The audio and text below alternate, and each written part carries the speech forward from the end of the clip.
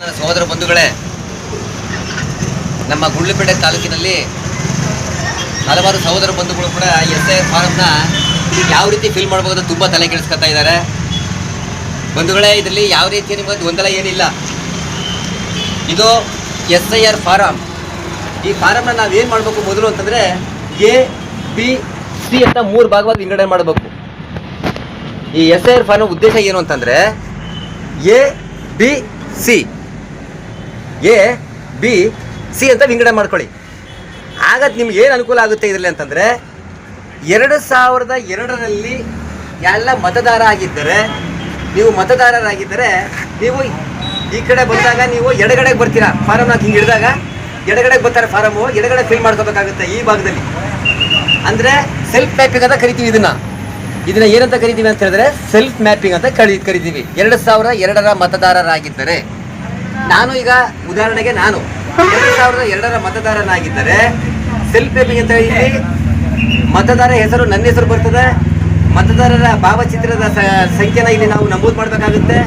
ಇದು ಸಂಬಂಧಿ ಹೆಸರು. ಸಂಬಂಧಿ ಯಾರು ಅಂತಂದರೆ ನಮ್ಮ ತಂದೆ ಬರ್ತಾರೆ. ಇಲ್ಲಿ ನಮ್ಮ ತಂದೆ ಹೆಸರು, ಅವ್ರಿಗೇನು ಸಂಬಂಧ? ತಂದೆ ಸಂಬಂಧ. ಇಲ್ಲಿ ನಮ್ಮ ಜಿಲ್ಲೆ ಯಾವುದು? ಚಾಮರಾಜನಗರ ಬರ್ತದೆ. ರಾಜ್ಯ ಕರ್ನಾಟಕ ಬರುತ್ತೆ. ವಿಧಾನಸಭಾ ಕ್ಷೇತ್ರ ಗುಂಡ್ಲುಪೇಟೆ. ಇಲ್ಲಿ ನಾವು ಮುಖ್ಯವಾಗಿ ತಿಳ್ಕೊಬೇಕಾದ ವಿಚಾರ ಏನಪ್ಪ ಅಂತಾರೆ, 2002ರಲ್ಲಿ ನನ್ನ ವಿಭಾಗದ ಸಂಖ್ಯೆ, ವಿಧಾನಸಭೆ ಸಂಖ್ಯೆ ಆಗ 121 ಇತ್ತು, ಈಗ 224 ಇದೆ.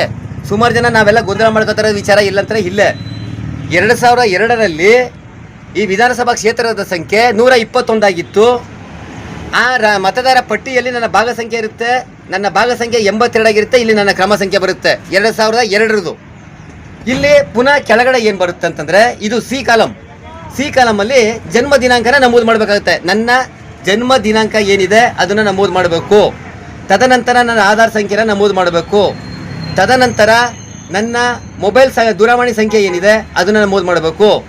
ತದನಂತರ ತಂದೆ ಹೆಸರು, ನಮ್ಮ ತಂದೆ ಹೆಸರನ್ನ ಇಲ್ಲಿಗೆ ನಮೂದು ಮಾಡ್ತೇನೆ. ನಮ್ಮ ತಂದೆದು ವೋಟರ್ ID ಏನಾರ ಇದ್ದರೆ ಅದರ ಸಂಖ್ಯೆನ ಇಲ್ಲಿ ನಮೂದು ಮಾಡಬೇಕು. ಇಲ್ಲ ಅಂತಂದರೆ ಈ ಥರ ಡ್ಯಾಶ್ ಅಂತ ಹಾಕಿದ್ರೆ ಸಾಕು. ತದನಂತರ ತಾಯಿ ಹೆಸರು ಬರುತ್ತೆ. ತದನಂತರ ನಮ್ಮ ತಾಯಿದು ವೋಟರ್ ID ಇದ್ದರೆ ಹಾಕ್ಬೋದು, ಇಲ್ಲ ಅಂತಾರೆ ಈ ಥರ ಡ್ಯಾಶ್ ಅಂತ ಹಾಕ್ಬೋದು. ತದನಂತರ ನನ್ನ ಸಂಗಾತಿ ಅಂದರೆ ನಮ್ಮ ಶ್ರೀಮತಿ ಹೆಸರವ್ರನ್ನ ಇಲ್ಲಿ ಹಾಕ್ಬೇಕು.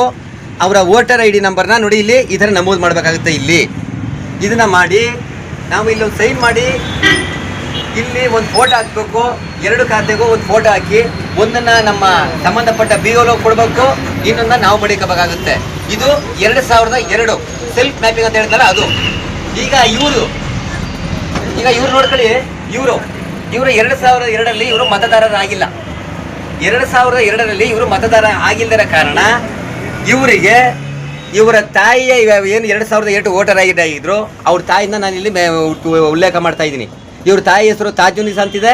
ಅವ್ರ ತಾಯಿಯ ವೋಟರ್ ID ಸಂಖ್ಯೆ ನಾನು ಇಲ್ಲಿ ನಮೂದು ಮಾಡಿದ್ದೀನಿ. ಅವ್ರ ತಂದೆ ಹೆಸರು ಅಬ್ದುಲ್ ಬಾಸಿದ್ ಅಂತಿದೆ. ಅವ್ರ ತಂದೆ ಇವ್ರಿಗೆ ಏನು ಸಂಬಂಧ ಆಗಬೇಕು ತಾಜುನಿಸ್ ಅನ್ನೋರಿಗೆ ಅಂತಂದರೆ ಅವರು ಗಂಡ. ನಮ್ಮ ಜಿಲ್ಲೆ ಚಾಮರಾಜನಗರ ಆಗುತ್ತೆ, ರಾಜ್ಯ ಕರ್ನಾಟಕ ಆಗುತ್ತೆ, ಕ್ಷೇತ್ರ ಗುಂಡ್ಲುಪೇಟೆ ಆಗುತ್ತೆ.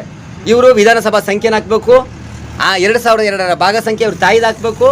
ಅವ್ರ ತಾಯಿಯ 2002ರ ವೋಟ್ ಹಾಕಿರ್ತಕ್ಕಂಥ ಕ್ರಮ ಸಂಖ್ಯೆ ಇದನ್ನು ಹಾಕ್ಬಿಟ್ಟು ಈ ಸಿ ಭಾಗದಲ್ಲಿ ಮಾಮೂಲಿ ಇವ್ರದ್ದು ಹುಟ್ಟಿದ ದಿನಾಂಕನ ಹಾಕ್ತೀನಿ, ಅವ್ರ ಆಧಾರ್ ಸಂಖ್ಯೆ ನಮೂದು ಮಾಡ್ತೀನಿ, ಅವರ ಮೊಬೈಲ್ ಸಂಖ್ಯೆನ ನಮೂದು ಮಾಡ್ತೀನಿ. ಅವ್ರ ತಂದೆ ಹೆಸರು, ಅವ್ರ ತಂದೆದು ವೋಟರ್ ID ಇದ್ದರೆ ಇಲ್ಲಿ ಹಾಕಿ, ಇಲ್ಲದರೆ ಈ ಥರ ಡ್ಯಾಶ್ ಅಂತ ಬಿಡಿ. ತದನಂತರ ತಾಯಿ ಹೆಸರು, ಅವ್ರ ವೋಟರ್ ID ಇದ್ದರೆ ಇಲ್ಲಿ ಹಾಕಿ, ಇಲ್ಲದರೆ ಖಾಲಿ ಬಿಡಿ.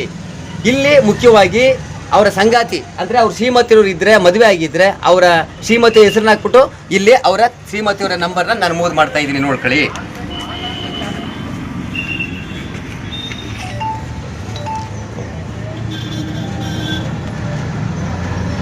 ಈ ರೀತಿ ಫುಲ್ ಮಾಡಿ ಇಲ್ಲಿ ಈ ಸಂಬಂಧಪಟ್ಟ ವೋಟರ್ ID ಅವರು ಇದ್ದರೆ ಅವ್ರು ಸಿಕ್ಕರೆ ಒಂದು ಸಹಿಯನ್ನು ಮಾಡ್ಬೋದು. ಸಪೋಸ್ ಅವರೆಲ್ಲ ಹೊರಗಡೆ ಇದ್ದಾರೆ ಅಂತಂದರೆ ಅವ್ರ ಸಂಬಂಧಪಟ್ಟ ಅವ್ರ ತಂದೆ ಆಗಿರ್ಬೋದು, ಅವ್ರ ಅಣ್ಣ ಆಗ್ಬೋದು. ಇಲ್ಲಿ ಅವ್ರ ಸಹಿನ ಮಾಡಿ ಬ್ರಾಕೆಟಲ್ಲಿ ಅವ್ರ ಹೆಸರನ್ನ ಹಾಕಬೇಕು, ಹಾಕಿ ಕೊಡಬೇಕು. ತಗೊಂಡೋಗಿ BLO ಕೊಟ್ಟು ಒಂದು ಕಾಪಿನ ನಾವು ಮಡಿಕೋಬೇಕು, ಒಂದು ಕಾಪಿನ BLO ತಲುಪಬೇಕು. ಇದನ್ನು ಯಾವುದೇ ರೀತಿ ದಯವಿಟ್ಟು ಗೊಂದಲ ಮಾಡ್ಕೊಂಡ್ರೆ ಈ ರೀತಿ ಯಾವುದೇ ತಿದ್ದುಪಡಿ ಮಾಡದೆ ನೀಟಾಗಿ ಫಾರ್ಮ್ನ ತುಂಬಿಕೊಟ್ರೆ ನಮ್ಮ ಮತದಾರ ಪರಿಶೀಲನೆ ಆಗಿ ನಮ್ಮ ಹೆಸರು ನೋಂದಣಿ ಆಗುತ್ತೆ.